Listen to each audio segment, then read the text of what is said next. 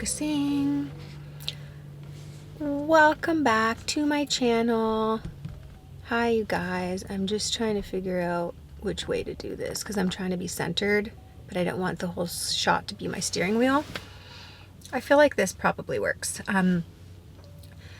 Welcome back. I've tried to start this video a few times and I'm just like, I literally don't even know where to go.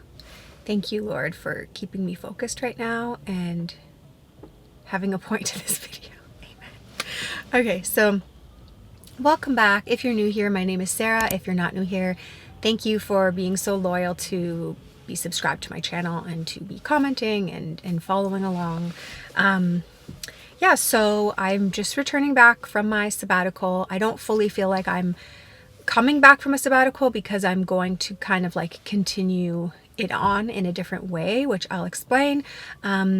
So for this video for today, I think I'm going to share like something that I learned on my sabbatical, maybe how it went, and then a message mostly that I learned or that came to me as I was coming off of it. And I wanted to update you guys with the adrenal fatigue situation, just so that you know. And what else? Yeah, I think that is it. I'm just making sure that I'm focused. I'm in a parking lot right now. I'm in a car. Did I say that already? I'm in a car. I got a car during my sabbatical, which was a huge answer to prayer. Wasn't something that we were even planning. I do think that it was a God thing. I will also share that as well. So yeah, this video is going to have a couple little messages and things like that in it. So yeah, let's start with, maybe I'll just share with you guys quickly of how I got my car, because I feel like there can be a little bit of a message in itself in that. So basically I've always driven. I was one of the first of my friends to get my license and have a car. Like in high school I drove my friends to school sometimes, and I just always had a car. I was always that person who was giving people rides, and I just always had a car. So anyways, I sold my car when I moved to Vancouver exactly 2 years ago. And then when I came to Vancouver, I didn't have a car. So I haven't had a car for 2 years. Adam has a car. We were sharing it. We would say it's our car, but it really was more like his car. And I would barely drive it. Mostly him and I would go everywhere together. So I think we considered it in the beginning, but financially it didn't really make sense for me to have one. So basically I would take my bike, I would walk, I would Uber, I would bus. There was many different options. So anyways, I got around for 2 years without a car, and many people don't have cars. So it's very possible, which was just very different for me. So I honestly feel like that in itself was a lesson because when Adam and I first got married, it was like for the first 2 years, we had to spend even more time together. There was less independence on my end and more, I don't know if it was more dependence on him, but I didn't have as much like freedom. And that sounds like a bad thing, but I think for the beginning of our marriage, it was a good thing. And it really, I think it helped us to really work together more, because we had to be very considerate of one another. We had to be very considerate. We had to think of, you know, each one of our plans and like, how can I accommodate you? We had to do like everything together, basically, like whenever one person had to go out. And then also, like, you know, we live in an apartment. It's a 1 bedroom and a den, but the den doesn't really have like a proper closure. So it's pretty much like one big bedroom and then living room and everything. But anyway, so my point is that I feel like we've lived in very close proximity, and then I work from home. Adam doesn't have very long hours, so he's home most of the time. So we've basically been very much in each other's space, like all of the time for 2 years. And I think that that's a good thing, because I feel like we were able to learn how to just navigate so many things being in each other's space. It almost feels like it strengthened our relationship, so that now when I do get a bit more like space, it's not like, you know, it's not like I went to work for 8 hours a day, he went to work for 8 hours a day, we never spent time with each other, and then we had to learn how to spend time. It's almost like it happened up front, so that we had to learn to really work together, and be okay with being in each other's space literally all the time. Okay, I feel like I'm rambling here. Anyways, so Adam has been meaning to get a new car for the past 2 years. And so I was really encouraging him, like, yeah, like it's, it's time to get a new car. You've been needing a new one for the past 2 years to replace his car. And so I was being very impatient because we found a car that on paper looked perfect in my opinion. And so I was encouraging him, just go for it. Like, you've needed a new car for a long time. Just go for it. I wasn't thinking about a car for myself at all because I was like, it just didn't make sense to me. So I was like, go for it, get your car. Sorry, I'm so distracted because there's people in the parking lot, as there would be. So, yeah, and then he went to go and look at one more car and he was like, I really like it, blah, blah, blah. And then I texted him and I'm like, yeah, I trust you. Like, if you believe this is the right car, then go for it.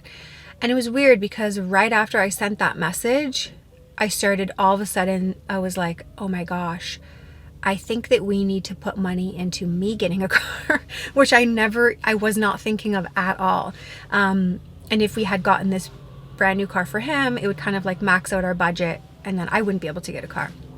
So then I didn't know if he was going to get the car or not. And I was like, okay, now I'm thinking I need a car. So he comes home and he's like, yeah, like I didn't get it, so thinking about it. And then I was like, I basically brought it up to him and said, I was thinking, I know that I just have been telling you for literally weeks to a month, probably even actually longer than that. I was telling him like, it's time for you to get a new car.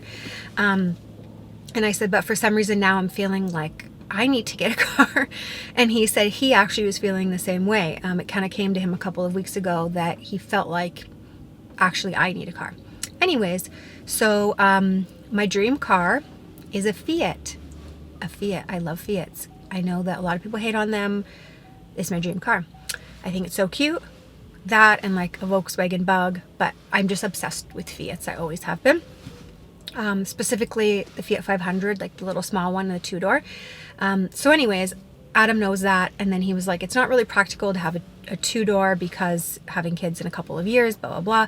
So we go on Facebook Marketplace. We see this used Fiat. I didn't even know this model existed. It's literally like just a bigger version of the 500. And it has 4 doors and it's just like the cutest color. And anyways, we were like, this seems honestly perfect. So the next morning we took a look at it and we got it. And then we went and we picked up Adam's mom from the airport later that day, which honestly this car was so needed because when Adam's mom was visiting, he was working. So Adam's mom is from the UK. She flew in to come and see us. The first time I got to meet her and spend time with her. So that's how I spent a good portion of my sabbatical, like about almost 2 weeks of my sabbatical hanging out. Anyway, so we needed the car. So basically the moral of the story, after this is like 8 minutes long, and this is not even the message, the moral of the story is that I was being impatient, and Adam is very patient. I've said this many times. I was being very impatient, and I was like, I don't understand. Like, you need a new car for a long time. Just go for it. Like, what's the problem? It's the perfect car. And he was just like, yeah, I just don't have peace about it. And then I was like, okay. And I'm so happy that he didn't get that car because we wouldn't have been able to get one for myself. And anyways, having this car has just been honestly so incredible. It's given me like another extension of myself. When I used to have my car back in Toronto, I always heard from the Lord when I was driving. I always parked my car and I brought like a coffee and my notebook and I had my worship time and everything in my car. And so for me, this is just like a way for me to have a bit more freedom, independence, time with the Lord. And it's a really good thing, but I'm happy that it took 2 years for this to happen because me and Adam got to grow so much closer. So that's not the message, but that's what I wanted to share with you guys because it was super, super exciting. Okay. So, what I wanted to share with you guys is that during my sabbatical, to be completely honest, I didn't get as much intimacy, nearly as much intimacy as I thought that I would with God. I really thought that like, whoa, I'm going to have so much free time.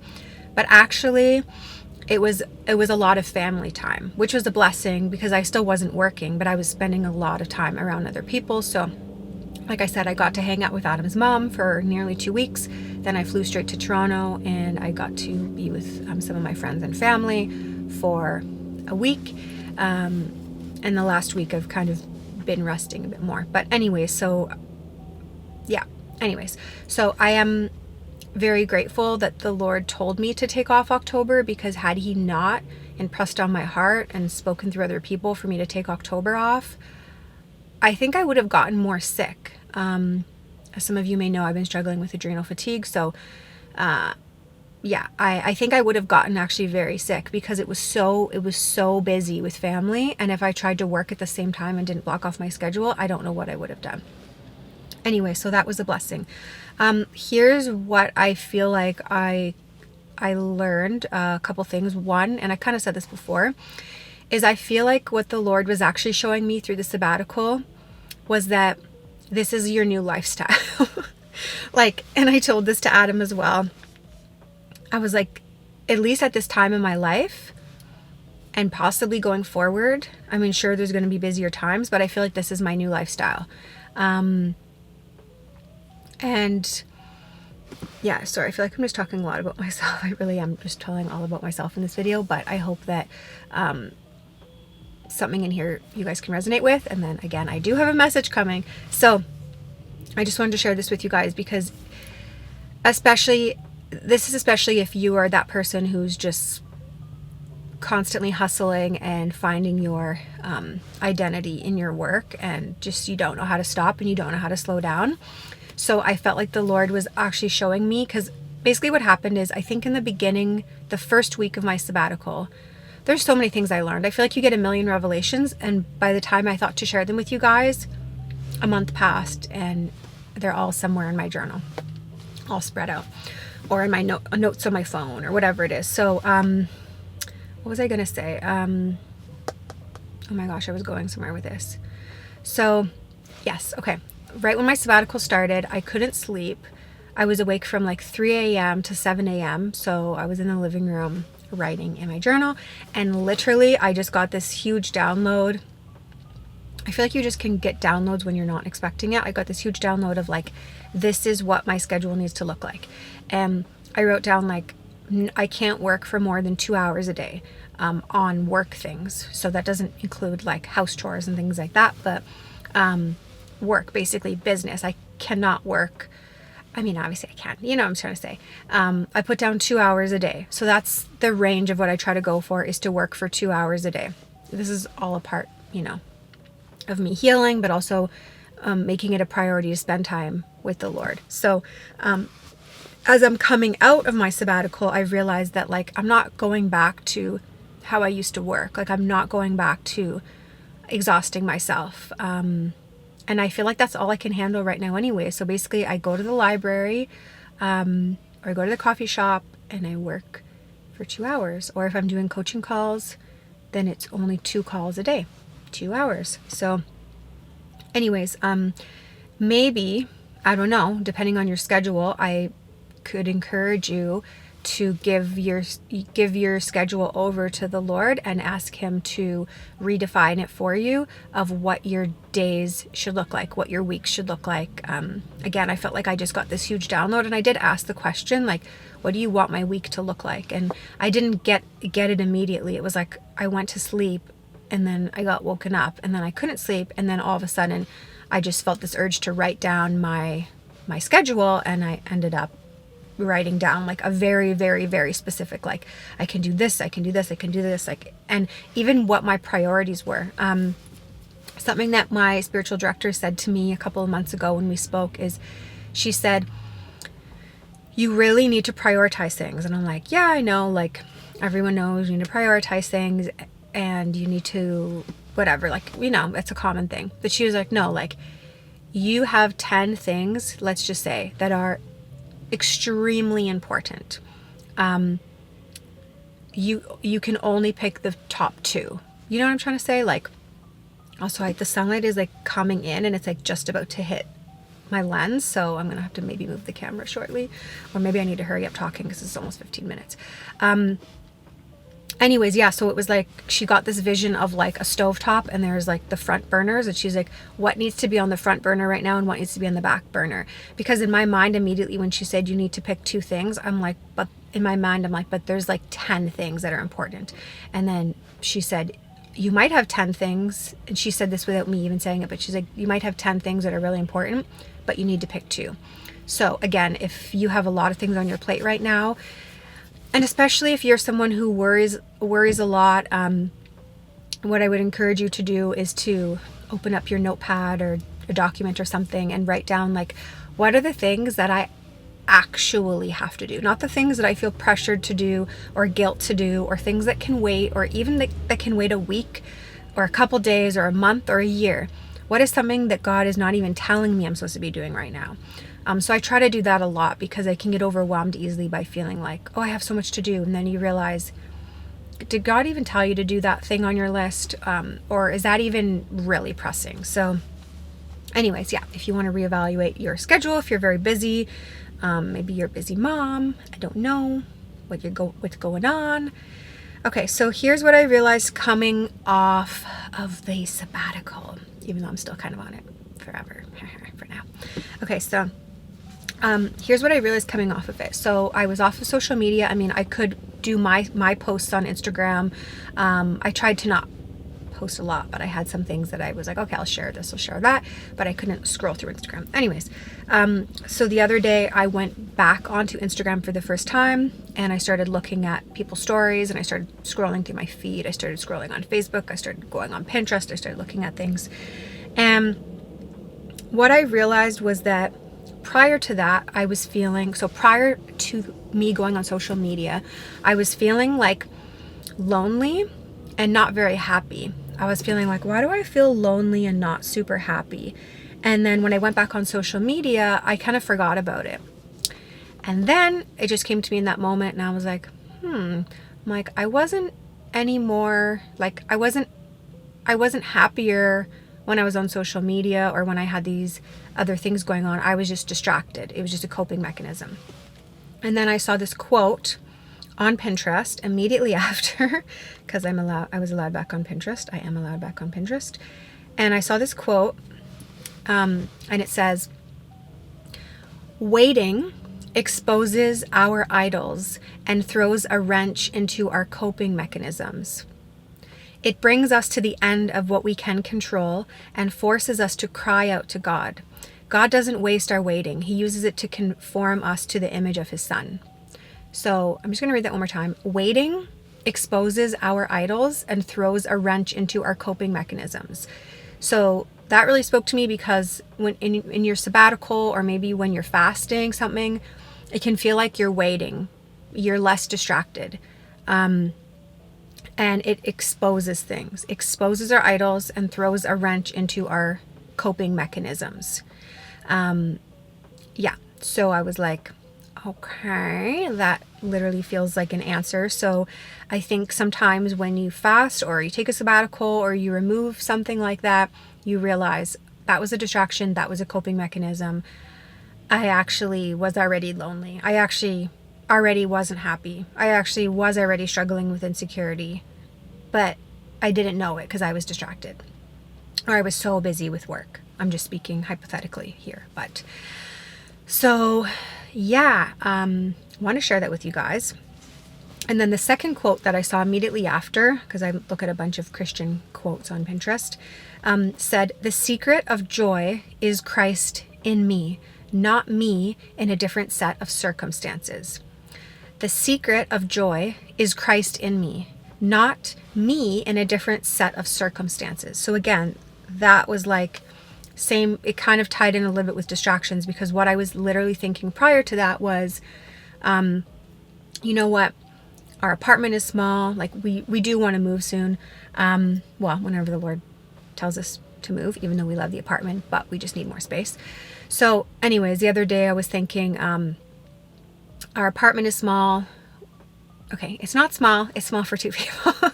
I was like, I'm ready to have more space. And once I have more space, then that will just make things a lot easier, because I can have more time with the Lord and da-da-da-da. So again, I'm thinking once my circumstance changes, then I'll feel more fulfilled in my relationship with God. Or there's another thing I thought, I haven't exercised in almost 2 months, because I haven't been able to because of the adrenal fatigue.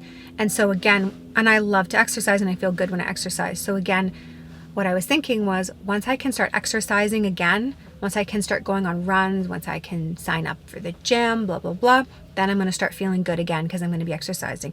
But again, that is me in a different set of circumstances. So that's the main message that I wanted to share with you guys for today, is that it's not the answer to think of ourselves in a different set of circumstances, that then we will then feel better and feel more fulfilled, because it is putting our hope in something that is not lasting, and it's just not going to be the answer. But I know that that's really, really hard to hear or to even understand fully, because I think of it as a practical and a logical thing. I'm like, yeah, once I start working out, I'll feel better. Once I have a more space, then it'll be easier for my relationship with the Lord, or, you know.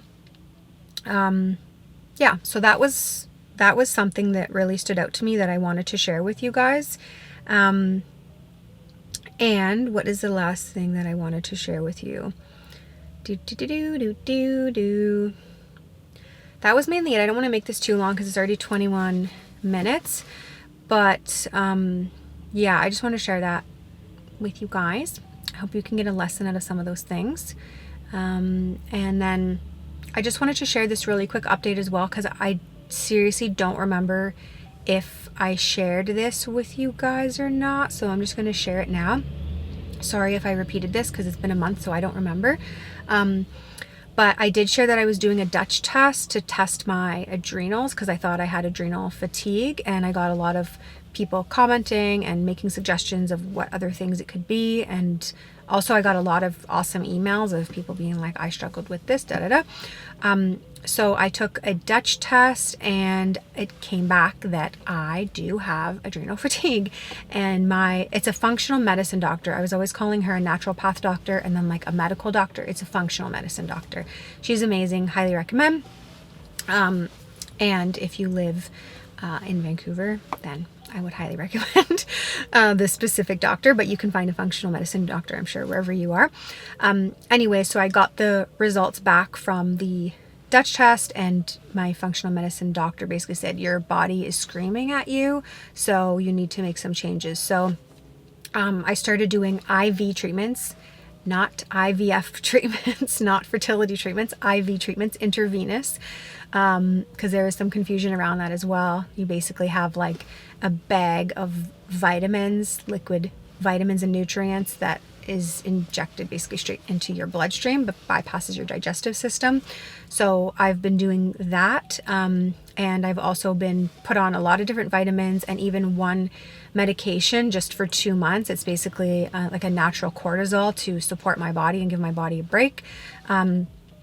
Since I have been doing these things, I have been better, praise the Lord. So it was what I thought it was. And my doctor was like, you're really intuitive, or like you're really intelligent, that you knew that this is what it was, which thank you.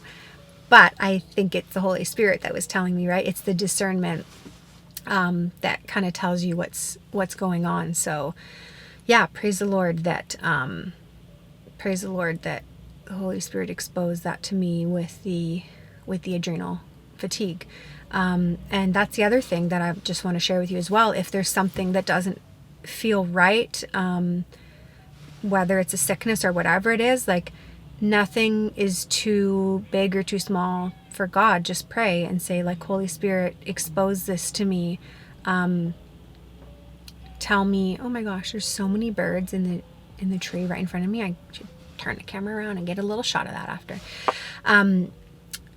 Yeah, nothing is too big or too small. Just pray and ask the Holy Spirit. Even yesterday morning, I started not feeling well, but I don't think it was an adrenal fatigue thing. I think it was just something else. And I wrote in my journal, and I'm like, Holy Spirit, why am I still? And I was about to say, why am I feeling sick? And I literally wrote, why am I still? I was about to say feeling sick. And immediately Adam like opens up the door and he points to me and he's like, you are healed in Jesus' name. or something like that. He was like, either like, you are healed in Jesus' name, or he said, you are feeling better right now. And I was like, oh, I'm like, thanks. I'm like, because I was just asking that question of like, what's going on, but I don't think it had anything to do with adrenal fatigue. Oh my gosh, this little bird is sitting here eating in front of me. He's eating these little berries, and it's so cute. I need to get a shot of it. Okay, he flew away. Maybe he'll be back. It was very cute. Anyways, so let me just see if there's anything else I want to share with you guys for today. Again, like, I don't know if I should apologize, but I know in the past I've had more videos that were like how to and you know, more message based. And now in these videos, as of recently, I have been talking more about my own life, and it has been a lot of personal updates. That's just because that's just where I'm at right now in life, where I just haven't had as much to give. So I'm just sharing what I'm going through and praying that it can help you guys. And we all go through different seasons, and I'm sure when I become a mom, if I'm still going to be doing this channel, which I think that I will be, my messages are going to then be very different, because it's going to be a different, something different. Anyways, so that's all for today. Thank you guys so much for watching, for subscribing, for liking, for commenting, for all of your support to our Patreons, clients, students. And again, if you're interested in becoming a Christian life coach, the link is below, because enrollment is open now for January 2023 semester.